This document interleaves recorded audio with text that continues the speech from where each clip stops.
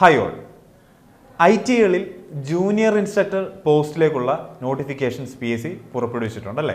അപ്പം നമുക്കറിയാം ഒത്തിരി ട്രേഡുകളിലേക്ക് ഈ ഒരു നോട്ടിഫിക്കേഷൻ വന്നിരിക്കുന്നത്, 30-ലധികം ട്രേഡുകളിലേക്കാണ് നോട്ടിഫിക്കേഷൻ വന്നിരിക്കുന്നത്.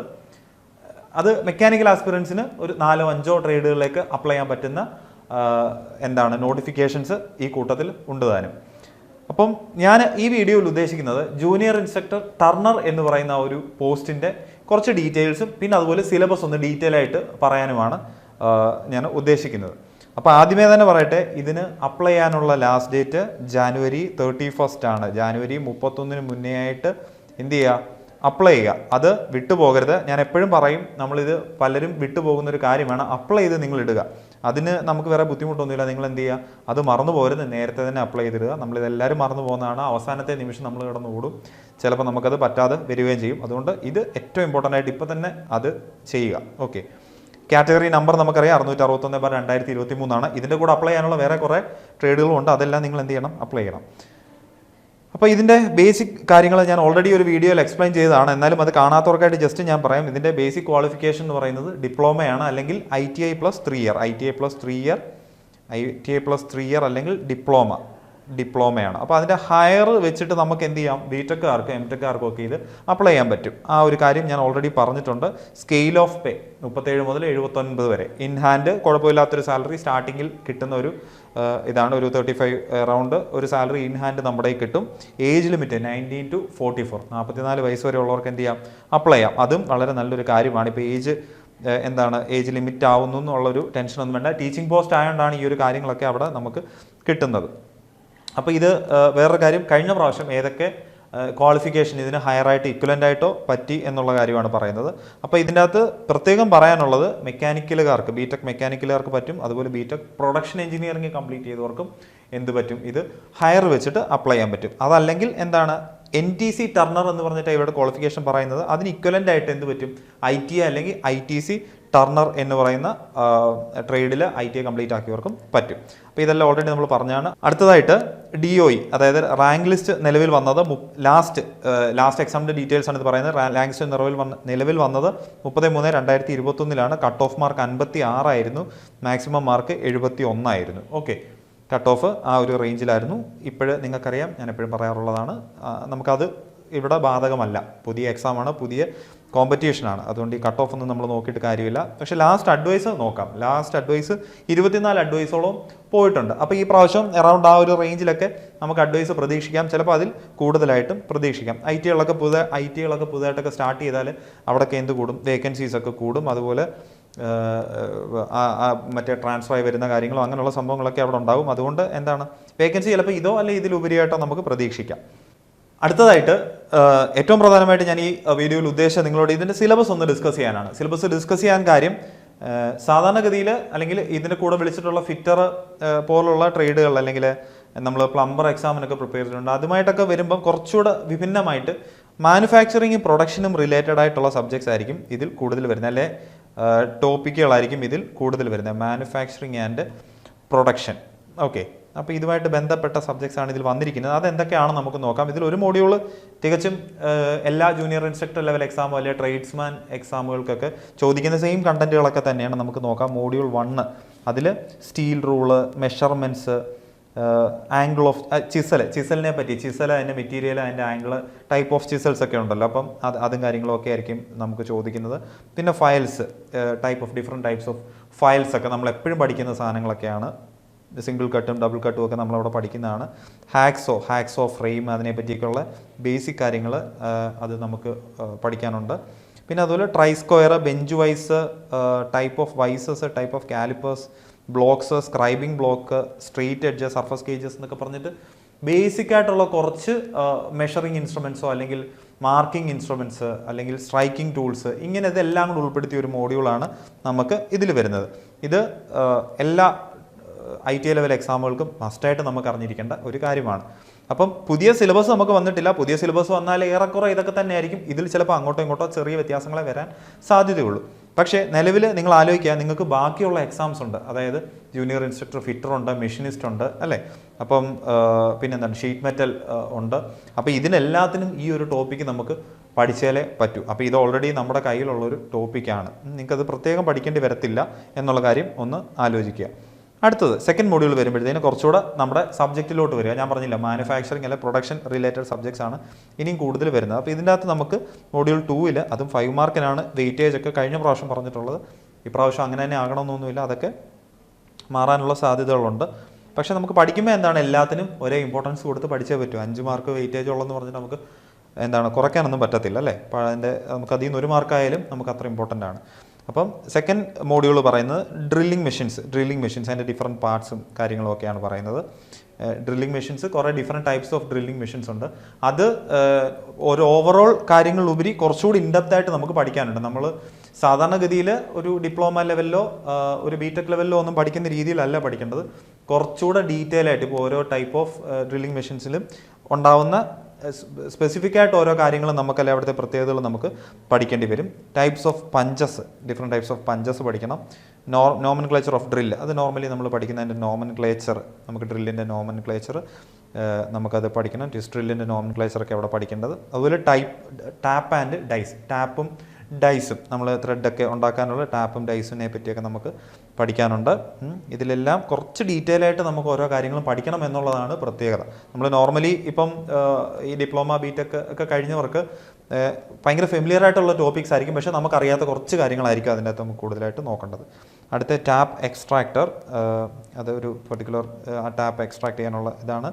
Method of removing broken starts, അങ്ങനെ കുറച്ച് കാര്യങ്ങൾ ഡീറ്റെയിൽ ആയിട്ട് നമുക്ക് ഈ ഒരു മോഡ്യൂളിൽ നോക്കാനുണ്ട്. ഡ്രില്ലിങ്ങുമായിട്ട് ബന്ധപ്പെട്ടതാണ്, പൊതുവെ ഡ്രില്ലിങ്ങും ത്രെഡിങ്ങുമായിട്ട് ബന്ധപ്പെട്ടതാണ് ആ ഒരു മോഡ്യൂൾ കൂടുതലായിട്ട് വരുന്നത്.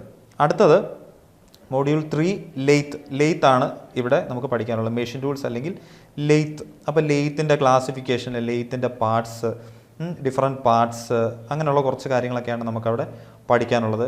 അതും ഞാൻ നേരത്തെ പറഞ്ഞ പോലെ നമുക്ക് സാധാരണഗതിയിൽ ഒരു ബിടെക് ലെവലിൽ പഠിക്കുന്ന കാര്യങ്ങളല്ല, അതിൽ കൂടുതൽ ഉള്ളിലേക്ക് ഇറങ്ങി നമുക്ക് അവിടെ പഠിക്കേണ്ടതായിട്ടുണ്ട്. ഇത് കാണുമ്പോൾ ഫെമിലിയർ ആണെങ്കിലും നമുക്ക് ഈ ഒരു ലെവലിലേക്കൊരു ITI ലെവൽ എന്ന് പറയുമ്പോഴത്തേക്കിന് അത് എല്ലാം ഡീറ്റെയിൽ ആയിട്ട്, വളരെ ഡീറ്റെയിൽ ആയിട്ട് നമുക്ക് ഓരോ കാര്യങ്ങളും അറിയണം. ഒരു ഓവറോൾ വ്യൂ അല്ല നമുക്ക് വേണ്ടത്, വളരെ ഡീറ്റെയിൽ ആയിട്ട് കാര്യങ്ങൾ പഠിച്ചാലേ നമുക്കത് പറ്റത്തുള്ളൂ. അപ്പോൾ ആ ഒരു രീതിയിൽ വേണം നമുക്ക് ഈ കാര്യങ്ങളെല്ലാം പഠിക്കാൻ. സോ ലെയ്ത്ത് ആക്സസറീസ് ആണ് നമുക്ക് തേർഡ് മോഡ്യൂൾ വരുന്നത്.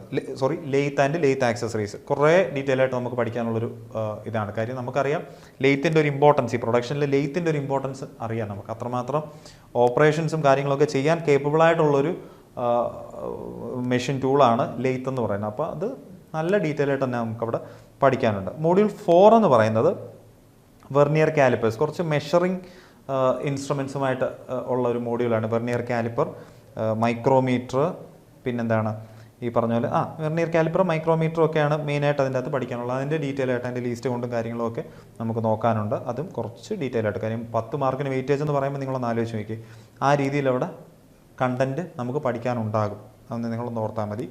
മോഡ്യൂൾ 5 എന്ന് പറയുന്നത്, അടുത്തതായി മോഡ്യൂൾ 5 എന്ന് പറയുന്നത് കുറച്ച് മിക്സ്ഡ് ആയിട്ടാണ് വരുന്നത്. കുറച്ച് കാര്യങ്ങൾ എല്ലാം കൂടെ മിക്സ് ചെയ്തിട്ടുള്ള രീതിയാണ്. അതിൽ കട്ടിംഗ് സ്പീഡും, എന്താണ് കട്ടിംഗ് സ്പീഡ്, അതിൻ്റെ ഇക്വേഷൻ, അതിനൊരു ഇക്വേഷൻ ഉണ്ട്. കട്ടിംഗ് സ്പീഡ് കണ്ടുപിടിക്കാനുള്ളൊരു ഫോർമുലയും കാര്യങ്ങളും ഒക്കെ ഉണ്ട്.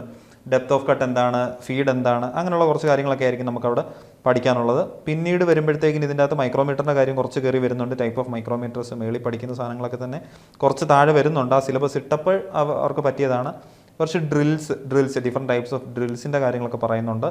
വീണ്ടും താഴോട്ട് വരുമ്പോഴത്തേക്കിന് counter sinking, counter boring tools, അതായത് ഡ്രില്ലിങ്ങിൻ്റെ ഡിഫറെൻറ്റ് ഓപ്പറേഷൻസ് ഒക്കെ ഇവിടെ നമുക്ക് പറയുന്നുണ്ട്. Drilling operations. അപ്പോൾ ഇത് സിലബസ് ഇട്ടപ്പോൾ കുറച്ച് കമ്പൈൻഡ് ആയിട്ട് ഇവിടെ കയറി വന്നിട്ടുണ്ട്. നമുക്ക് ഈ രീതിയിൽ ഇങ്ങനെ അങ്ങ് പഠിക്കേണ്ട. ഡ്രില്ലിംഗ് ഓപ്പറേഷൻ പഠിക്കുമ്പോൾ ഓൾറെഡി നമ്മൾ ഈ കാര്യങ്ങളെല്ലാം കവർ ചെയ്യും.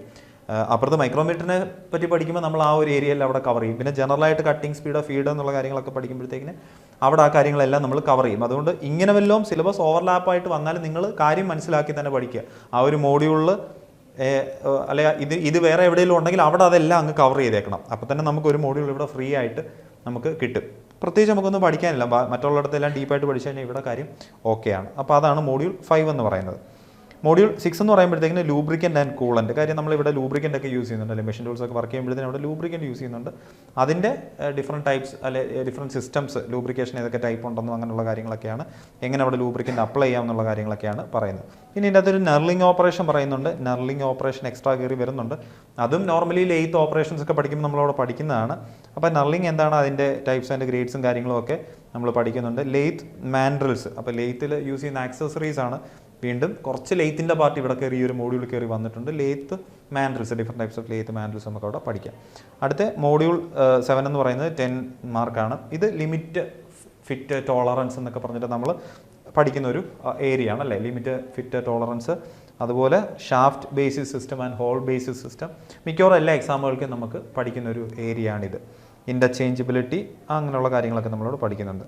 പിന്നെ ഇവിടെ കയറി വരുന്ന driving plate, face plate, lathe centres, lathe carrier, magnetic stand. Okay, അപ്പോൾ ഈ ലെയ്ത്ത് സെൻറ്റേഴ്സ്, ലെയ്ത്ത് കാരിയേഴ്സ് എന്നൊക്കെ പറയുന്നത് ലെയ്ത്ത് ആക്സസറീസ് ആണ്. അത് വീണ്ടും അപ്പുറത്തെ ഒരു മോഡ്യൂളിൽ നിന്നുള്ളൊരു കണ്ടിന്യൂഷൻ പോലെ ഇതിൻ്റെ അകത്ത് കുറച്ച് കാര്യങ്ങൾ ഇവിടെ കവർ ആവുന്നുണ്ട്.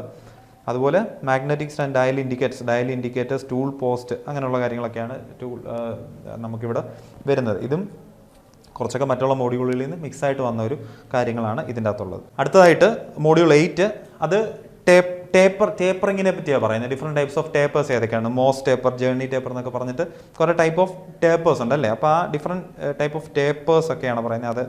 അതുമായിട്ട് ബന്ധപ്പെട്ട അതിൻ്റെ മെത്തേഡ്സും കാര്യങ്ങളും എങ്ങനെയാണ് അത് എക്സ്പ്രസ് ചെയ്യുന്നത് എന്നുള്ള കാര്യങ്ങളൊക്കെയാണ് ഇവിടെ പറയുന്നത്. Different types of tapering methods ഒക്കെ ഉണ്ടല്ലേ, കോമ്പൗണ്ട് സിവിലിംഗ് മെത്തേഡ് ഒക്കെ പറഞ്ഞിട്ട് കുറേ മെത്തേഡ്സ് ഒക്കെ ഉണ്ട്. അപ്പോൾ ആ മെത്തേഡ്സിനെ പറ്റിയൊക്കെ ഡീറ്റെയിൽ ആയിട്ട് പഠിക്കാനുണ്ട്. ഡീറ്റെയിൽ എടുത്ത് വെച്ചാൽ ചെറിയ ചെറിയ വാല്യൂസ് ഒക്കെ ആയിരിക്കും, പക്ഷേ എല്ലാം നമുക്ക് ഇത്തിരി ഡെപ്തിൽ നമുക്ക് അവിടെ പഠിക്കേണ്ടി വരും. അതാണ് മോഡ്യൂൾ 8 എന്ന് പറയുന്നത്. അടുത്ത മോഡ്യൂൾ 9 എന്ന് പറയുമ്പോഴത്തേക്കിന് ഇതും കുറച്ച് ഫെമിലിയർ ആയിട്ടുള്ളതാണ്. നമുക്കറിയാം സ്ക്രൂ ത്രെഡ്സും കാര്യങ്ങളൊക്കെ, different types of screw threads, അത് മിക്കവാറും എല്ലാത്തിലും നമ്മൾ പഠിക്കുന്നതാണ്. അതുപോലെ പവർ ട്രാൻസ്മിഷനുമായിട്ട് ബന്ധപ്പെട്ട കുറച്ച് കാര്യങ്ങളാണ്.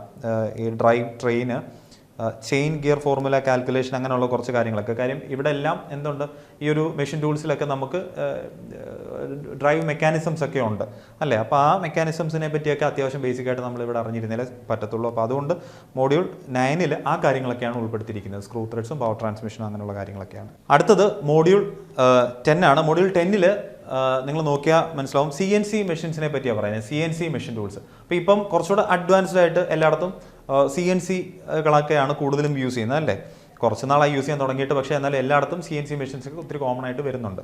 അപ്പം ഇതിൻ്റെ അകത്തിൽ നമുക്ക് ഒത്തിരി ഡീറ്റെയിൽ ആയിട്ട് നമുക്ക് പഠിക്കാനുണ്ട്. കാര്യം എന്ന് വെച്ചാൽ അതിൽ ഓരോ കോഡുകൾ, ഇപ്പം G കോഡുണ്ട്, M കോഡുണ്ട്. അപ്പോൾ ഓരോന്നിൻ്റെ പർപ്പസ് എന്തൊക്കെയാണെന്നുള്ളത് നമുക്ക് പഠിക്കണം. അവിടെ ഓരോ സ്വിച്ചും എന്തിനൊക്കെയാണ് എന്തിനൊക്കെ യൂസ് ചെയ്യുന്നതെന്നുള്ള അതിൻ്റെ ഓപ്പറേഷനുമായിട്ട് ബന്ധപ്പെട്ട കുറേ കാര്യങ്ങൾ പഠിക്കണം. വളരെ ഡീറ്റെയിൽ ആയിട്ട് പഠിക്കാനുള്ളൊരു മോഡ്യൂളാണ് CNC എന്ന് പറയുന്ന ഒരു മോഡ്യൂളിൽ വരുന്നത്. കണ്ടന്റ് അത്യാവശ്യം നമുക്ക് പഠിക്കാനുണ്ട്. ഇതൊന്നും നമുക്ക് അത്ര ഫെമിലിയർ ആയിട്ടുള്ള ടോപ്പിക്കും അല്ല, ബാക്കിയുള്ള എക്സാമുകൾക്ക് വേണ്ടിയൊന്നും നമ്മൾ അങ്ങനെ പ്രിപ്പയർ ചെയ്യുന്ന ഒരു ടോപ്പിക്കും അല്ല. സോ ഇതൊരു യുണീക്കായിട്ടുള്ള ടോപ്പിക്കാണ്. കുറച്ച് റാങ്ക് മേക്കിംഗ് ആകാൻ സാധ്യതയുള്ള ഏരിയമാണിത്. അപ്പം ഇതാണ് നമ്മുടെ ഒരു സിലബസിൻ്റെ ഔട്ട്ലൈൻ എന്ന് പറയുന്നത്. അപ്പം ഈ സിലബസ് ഞാൻ നേരത്തെ പറഞ്ഞ പോലെ ഞാൻ ഡിസ്കസ് ചെയ്തത് കുറച്ച് ടോപ്പിക്കൊക്കെ നമുക്ക് കുറച്ച് യൂണീക്കായിട്ട് വരുന്നുണ്ട്. ഇതിൻ്റെ ഒരു വെബിനാർ നമ്മൾ പ്ലാൻ ചെയ്തിരുന്നു. അപ്പോൾ വെബിനാർ ഈ വരുന്ന ജാനുവരി 10 വെബിനാർ നടത്തുന്നത്. അപ്പോൾ അതിൽ കുറച്ചുകൂടെ ഡീറ്റെയിൽ ആയിട്ട് ഈ ഓരോ കാര്യങ്ങളും നമ്മുടെ എക്സ്പേർട്ടായിട്ടുള്ള സൂരജ് സാർ അതിൽ എക്സ്പ്ലെയിൻ ചെയ്യുന്നതാണ്. അപ്പോൾ നിങ്ങൾക്ക് താല്പര്യം ഉണ്ടെങ്കിൽ എന്ത് ചെയ്യുക, വെബിനാറിൽ പങ്കെടുക്കാം. അതുപോലെ കോഴ്സുകളും നമ്മൾ സ്റ്റാർട്ട് ചെയ്യുന്നതാണ്. കാര്യം ഇത് അത്യാവശ്യം ഡിഫറെൻ്റ് ആയിട്ടുള്ള സിലബസ്, ഞാൻ നേരത്തെ പറഞ്ഞ ഡിഫറെൻ്റ് ആയിട്ടുള്ള സിലബസ് ആയതുകൊണ്ട് നമുക്കൊരു കോഴ്സ് നമ്മൾ സ്റ്റാർട്ട് ചെയ്യുന്നതാണ്. അപ്പോൾ അതിനെപ്പറ്റി, കോഴ്സിനെ പറ്റിയൊക്കെ കൂടുതൽ അറിയാൻ താല്പര്യമുള്ളവർ എന്ത് ചെയ്യുക, താഴെ കാണുന്ന ഗൂഗിൾ ഫോമിൽ നിങ്ങളുടെ ഡീറ്റെയിൽസ് ഫില്ല് ചെയ്താൽ മതി. എന്തായാലും ജൂനിയർ ഇൻസ്ട്രക്ടർ എക്സാംസ്, അതുപോലെ ട്രേഡ്സ്മാൻ എക്സാംസ്, ഇഷ്ടം പോലെ അവസരങ്ങളാണ് നിങ്ങളുടെ മുമ്പിൽ വന്നിരിക്കുന്നത്. ഇനി നമുക്ക് അറിയുകയും ചെയ്യാം 2024 ഏത് സമയത്തൊക്കെ എക്സാം വരുമെന്ന് അറിയുകയും ചെയ്യാം. അതുകൊണ്ട് ഒരു ഗവൺമെൻറ് ജോബ് ആഗ്രഹിക്കുന്നവരാണെങ്കിൽ, നിങ്ങൾ ടെക്നിക്കൽ എക്സാംസിന് പ്രിപ്പയർ ചെയ്യുന്നവരാണെങ്കിൽ ഒരിക്കലും മടി കാണിക്കരുത്. നിങ്ങളിപ്പോൾ തന്നെ നിങ്ങളുടെ പ്രിപ്പറേഷൻസ് തുടങ്ങുക. കുറേ എക്സാമുകൾ നിങ്ങൾക്ക് ഒരുമിച്ച് എഴുതാവുന്നതേ ഉള്ളൂ. അങ്ങോട്ടും ഇങ്ങോട്ടും നോക്കിയാൽ ടോപ്പിക്കൊക്കെ കമ്പൈൻ ചെയ്ത് നിങ്ങൾക്ക് ഒരുമിച്ച് എഴുതാവുന്നേ ഉള്ളൂ. ഒരു എക്സാമിന് പ്രിപ്പയർ ചെയ്താൽ 3 എക്സാം വരെ എഴുതാവുന്ന നോട്ടിഫിക്കേഷൻസ് ഒക്കെ ഈ പ്രാവശ്യം വിളിച്ചിട്ടുണ്ട്. അപ്പോൾ അതെല്ലാം നിങ്ങൾ പ്ലാൻ ചെയ്ത് തന്നെ എന്ത് ചെയ്യുക, പഠിക്കുക. ഈ ഒരു വർഷം നമുക്കങ്ങനെ ഒരു ഗവൺമെൻറ് ജോലിയിലേക്ക് കടക്കാനുള്ളൊരു വർഷമായിരിക്കട്ടെ എന്ന് ആശംസിച്ചുകൊണ്ട് നിർത്തുന്നു. Thank you.